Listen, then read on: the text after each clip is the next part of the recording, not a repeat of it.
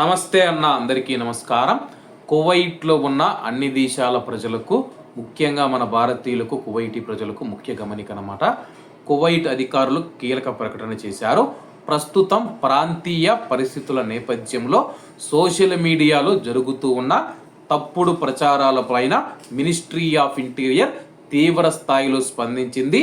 ప్రజల భద్రతను దృష్టిలో ఉంచుకొని కఠినమైన మార్గదర్శకాలను జారీ చేసింది.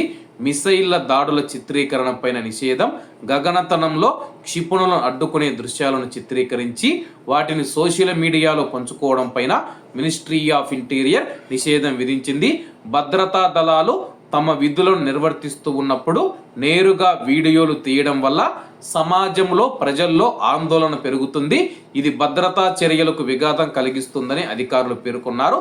ఇటువంటి చర్యలకు పాల్పడే వారిపైన మరియు తప్పుడు వార్తలను వ్యాప్తి చేసే వారిపైన చట్టపరమైన చర్యలు తప్పవని చెప్పేసి అధికారులు హెచ్చరించారు.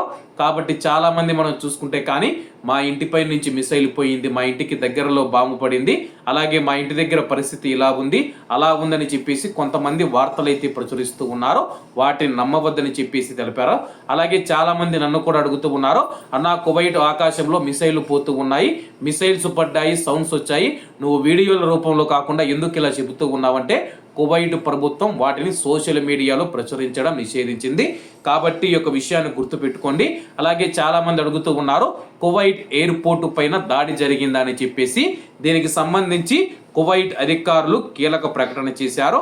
కువైట్ దేశం యొక్క జనరల్ సివిల్ ఏవియేషన్ అథారిటీ అధికార ప్రతినిధి శ్రీ అబ్దుల్లా ఆల్ రాజీ గారు స్థానిక మీడియాతో మాట్లాడుతూ, కువైట్ అంతర్జాతీయ విమానాశ్రయాన్ని లక్ష్యం చేసుకున్న డ్రోన్ అనేక మంది సిబ్బందికి స్వల్ప గాయాలు మరియు టెర్మినల్ 1 భవనంకు మనం చూసుకుంటే స్వల్పకాలిక నష్టం కలిగించిందని చెప్పి ఆయన ప్రకటించారు.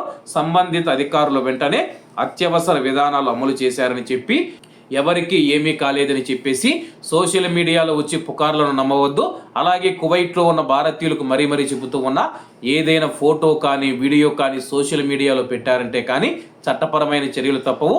అలాగే మీరు ఎక్కడైనా సరే కానీ భద్రతా చర్యలు తీసుకునేటప్పుడు సైనికుల యొక్క ఫోటోలు కానీ లేకపోతే ఏదైనా ఆకాశంలో కనపడుతూ ఉన్న ఏదైనా మిసైల్ ఫోటోలు కానీ వీడియోలు కానీ ఎవరూ తీసి టిక్టాక్లో కానీ యూట్యూబ్లో కానీ ఫేస్బుక్లో కానీ సోషల్ మీడియాలో పెట్టవద్దని కోరుకుంటూ, అలాగే ఎవరూ భయపడవలసిన అవసరం లేదు.